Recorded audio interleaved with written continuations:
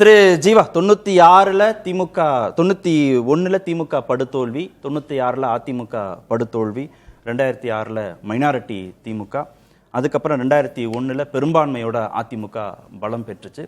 அதுக்கப்புறம் இன்னொரு கணக்கு சொல்றாரு, 2014ல் ஒரு நாடாளுமன்ற தொகுதியில் கூட திமுக ஜெயிக்கல. 2016ல் ரெட்டலை சின்னத்தை மட்டும் 234 தொகுதிகள்லையும் ஜெயலலிதா நிறுத்தினாங்க. சக்கரம் சுழண்டுகிட்டே இருக்கும். கீழே உள்ள சக்கரம் மேலே வரும், மேலே உள்ள சக்கரம் கீழே வரும். இந்த சுழற்சியை புரிஞ்சுக்கணும். இந்த சுழற்சி அடிப்படையில் அதிமுக மீண்டும் 26ல் ஆட்சி பொறுப்புக்கு வரும் அப்படின்னு சொல்றாரு. 200 தொகுதிகள்னு திமுக நிர்ணயிச்சது 210 தொகுதிகள்னு திரு எடப்பாடி பழனிசாமி நிர்ணயம் பண்றாரு. அந்த அளவுக்கு அவங்களுக்கு நம்பிக்கை கூடி இருக்கு களத்தில்.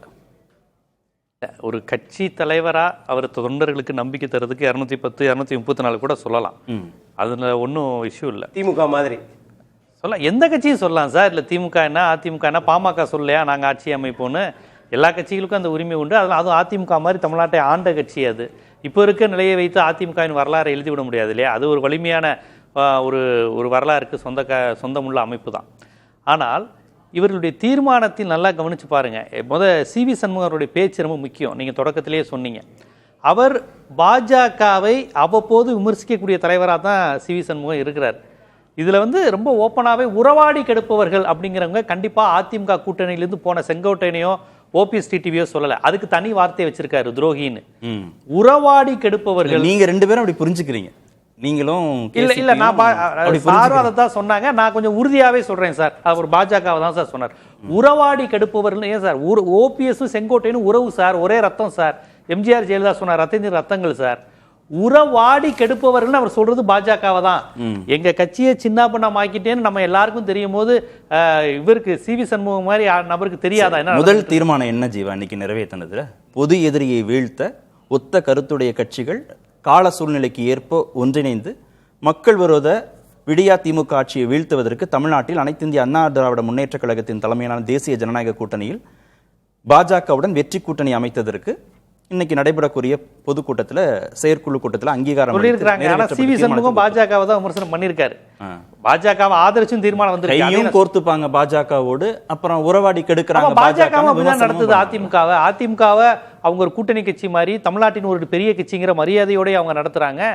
செங்கோட்டையனை வச்சு இயக்குறாங்க, செங்கோட்டையனே சொல்றாங்க. ஒரு கட்சியே சொல்லாததை இவர்கள் ரெண்டு பேரும் புனையா. யார் சொல்லல? யார் சொல்லல? செங்கோட்டையன் சொன்னாங்களா? செங்கோட்டையன் சண்முகம் யார சொன்னாரு? அதத்தான் இவங்க தான் சொல்றாங்களே. அப்ப அவருன்னு சொன்னாங்களா? இல்ல ஒரே பாஜகன்னு இல்லன்னா வேற யார சொன்னாரு? எங்களை உறவாடி கெடுப்பவர்கள் சொல்லிட்டு திமுக எதிரி. நல்லா கவனிங்க, அவர் திமுகவை சொல்லல. கருணாநிதி ஸ்டாலின்லாம் நம்ம எதிரிப்பா அப்படின்னு சொல்லிட்டு இந்த உறவாடி கெடுக்கிறவங்கன்னு ஒருத்தவங்க இருக்காங்க. தயவு செய்து சிவி சண்முகம் அவர்கள் பேசுனதை நீங்க பார்த்திருப்பீங்க, மீண்டும் ஒரு முறை பாருங்க. உறவாடி கெடுப்பவர்கள் என்று அவர் பாஜகவை, அமித்ஷாவை தான் சொல்றாங்க. சார், பிஜேபி யாரை சார் அதிகம் டிஸ்டர்ப் பண்ணுது தமிழ்நாட்டில்? திமுகவையா, கம்யூனிஸ்டையா? அதிமுகவை தானே சார் போட்டு பாடாப்படுத்திக்கிட்டு இருக்கு. அதிமுகவை தானே போட்டு அவங்க எல்லா விதமான தொந்தரவுகளும் தராங்க. அதைத்தான் கட்சி அவர் ஏற்கனவே பலமுறை சொல்லியிருக்காரு. ஒரு முறை அந்த வேலூர் மக்களவை தேர்தல் தள்ளி நின்றுச்சு. துரைமுருகன் அவர்கள் பையன் கூட ஜெயிச்சாரு. ரொம்ப குறைவான வாக்குகளை திமுக ஜெயிச்சிச்சு. அவர் கண்ணீர் விட்டு சொன்னார், எல்லாம் பாஜகவால. ஏன்னா அவருடைய தொகுதி முஸ்லீம்கள் அதிகமா இருக்க தொகுதி வேலூர். முழுக்க முழுக்க பாஜகங்கிற சுமையை சுமந்ததுனால தான் தோத்தோம். இதை அவர் மறுக்க சொல்லுங்க. எதுவுமே நான் எல்லாருக்கும் தெரியும். சிவி சண்முகம் அதை சொன்னார். பல முறை சுமை சுமை என்று பாஜகவை சொன்னவர் இன்னைக்கு அதுல சொல்லியிருக்கார். ஒருவேளை அவர் அது சொன்னது கட்சிக்கு உடன்பாடு இல்லாம இருக்கலாம். ஆனா அவர் சொல்லிட்டார், துரோகிகள். அதுல எடப்பாடி பழனிசாமி உத்தரவு பெற்று சொன்னதாக அவர் சொல்றாரு. அப்ப எடப்பாடி பழனிசாமிக்கு அதுல இது உடன்பாடு இருக்குன்னு தான் அர்த்தம். சிவி சண்முகம் தனிப்பட்ட கருத்து இல்லைன்னு அவரே சொல்லியிருக்காருன்னா அப்ப எடப்பாடியே அதை உட்காந்து தலையாட்டுறாரு. அந்த சீன் நீங்க பாத்தீங்கன்னா அதை ஒரு ஆமோதிக்கிற மாதிரி தலையாட்டக்கூடிய காட்சியை கூட நம்ம பாக்குறோம். அது நம்ம எப்படி விஷுவல்ஸை சேர்த்து விட்டாங்களா, உண்மையிலேயே இதான்னு தெரியல, அவர் அதை தலையாட்டுறாரு. பாஜகவை தான் விமர்சிக்கிறாரு. துரோகின்னு சொல்வது வேணா ஓபிஎஸ் சொல்லலாம், டிடிவி. ஒருங்கிணைந்த அதிமுக இல்ல உட்கட்சி விவகாரங்கள்ல ஒரு எல்லைக்கு மேல நீங்க உள்ளே வர வேண்டாம்னு பாஜகவுக்கு ஒரு கட்சி செய்தி சொல்றதுல என்ன தவறு இருக்க முடியும் நான் கேக்குறேன். அதுல என்ன தவறு? வார்த்தைகள் இருக்குல்ல, உறவாடி கெடுப்பது எல்லாமே துரோகம். அது மோசமான வார்த்தைகள் தானே, கடுமையான வார்த்தைகளை பயன்படுத்தி இருக்காருல்ல. அப்புறம் புரோக்கர் வேலையெல்லாம் செய்யாதீங்கன்னு வேற, இதையும் அவர் பயன்படுத்தின வார்த்தை. எதுவுமே நீங்களும் சொல்லல, நானும் சொல்லல. இந்த புரோக்கர் வேலையெல்லாம் செய்யாதீங்க, அது யார சொல்றாரு? ரொம்ப வெளிப்படையாகவே குருமூர்த்தி ஓபிஎஸ் இபிஎஸ்ஸை நான் தான் சேர சொன்னேன், நான் தான் தர்மயுத்தம் பண்ண சொன்னேன்னு சொன்னார். அப்போ இது எல்லாம் பாரதிய ஜனதாவை விமர்சனம் செய்பவர்கள் சொன்னதும், இப்படித்தான் பாஜக நடத்துதுன்னு விமர்சகர்கள் சொன்னதை இப்போ சிவி சண்முகமே சொல்லியிருக்காரு சார் அந்த வார்த்தை, புரோக்கருங்கிற வார்த்தை, உறவாடி எங்களை அழிக்கிறீங்க. இதைத்தான் எல்லாரும் பாஜக எல்லா மாநிலத்திலும் ஜீவா நடக்கிற பொதுக்குழு, தேர்தலுக்கு முந்தைய பொதுக்குழு ரொம்ப முக்கியமான பொதுக்குழு. பாஜகவோட கூட்டணி அமைச்சுக்கிட்டே பாஜக இந்த மாதிரி வேலைகள்லாம் செய்யுது, பாஜக நமக்கு சுமைன்னு ஒரு செய்தியை தொண்டர்கள்ட்ட சொல்றதுனால ஏற்படக்கூடிய எதிர்வினைகள் எவ்வளவு மோசமா இருக்கும்னு கட்சிக்காரங்களுக்கு தெரியாது. சிவி சண்முகத்துக்கு தெரியாதா? சிவி சண்முகத்துக்கு தெரியாதான்னு கேக்குறீங்க. இவருக்கு ஜெயக்குமாருக்கு தெரியாதா? வெளிப்படையா பாரதிய ஜனதாவுடன் கூட்டணியால் தான் தோற்றோம் என்று ஜெயக்குமார் சொல்லலையா? செல்லூர் ராஜு இங்க ஒரு தேசிய கட்சி ஒருபோதும் வர முடியாது, என்னதான் திராவிட கட்சின்னு செல்லூர் ராஜு ஒரு முறை சொல்லலையா? பல முறை அவங்க எதிர்ப்புகளை தெரிவித்துக் கொண்டுதான் சார் இருக்காங்க. அதிமுகக்குள்ளேயே உள்ள நிர்வாகிகளுக்கு போட்டு நம்மளை பாடாப்படுத்துறாங்கிறதும், மகாராஷ்டிரா மற்ற மாநிலங்கள்ல பாஜக என்ன பண்ணிருக்குங்கிறது கண்டிப்பா அவர்களுக்கு தெரியும். ஒரு கையெழு கட்டத்தை கடந்துருச்சு அதிமுக.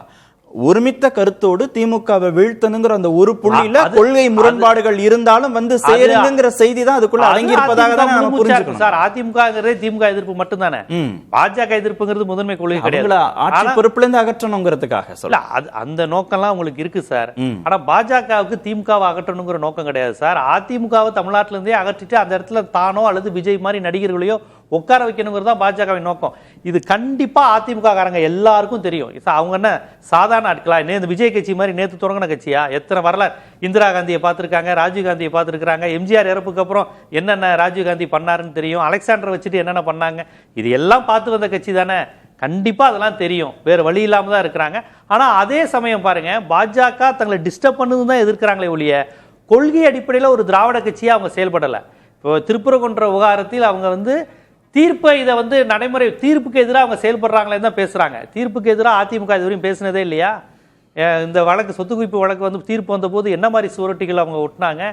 தீர்ப்பை அமுல்படுத்தக்கூடாதுன்னு இங்க அதிமுக தொண்டர்கள் பண்ணாங்க இல்லையா? அதனால தீர்ப்பு இங்க பாருங்க, தீர்ப்பு நடைமுறைப்படுத்தினா ஒரு கலவரம் வந்துவிடும் அப்படிங்கிறதுக்காக தான் திமுக அரசு 144 போட்டாங்க. அங்க காவல்துறையினர் செயல்பட்டாங்க. ஒரு பெரிய கலவரத்தை தூண்டுகிற மாதிரி தீர்ப்பு இருக்கு. மத்திய தொழில் படையை வந்து நம்ம தமிழ்நாட்டு காவல்துறையோட மோத விடுற மாதிரி இருக்கு, அதை தடுத்தாகணும்னு 144 போட்டு தீர்ப்பை அமுல்படுத்தாமல் இருந்தாங்க. ஆனா இவங்க இப்போ சொத்து குவிப்பு வழக்கு வந்த போது என்ன நடந்துச்சு? தீர்ப்பை நடைமுறைப்படுத்த கூடாதுன்னு தானே இங்க நடந்தது. அப்ப கலவரமே வந்துச்சு. இங்க இப்ப கலவரம் வரக்கூடாதுக்கா போட்டாங்க. சோ இவங்க பாரதிய ஜனதாவினுடைய எந்த இந்துத்துவ மாநிலத்தை இப்ப சூறையாடுகிற எந்த கொள்கையும் அவங்க எதிர்க்கல. ஆனால் தன்னை இவங்க டிஸ்டர்ப் பண்றாங்க, அதிமுகவை காலி பண்ண பாக்குறாங்கிற உண்மை வேற வழி இல்லாம அந்த ஆதங்கத்துல சிவி சண்முகம் சொன்னதா தான் பாக்குறேன்.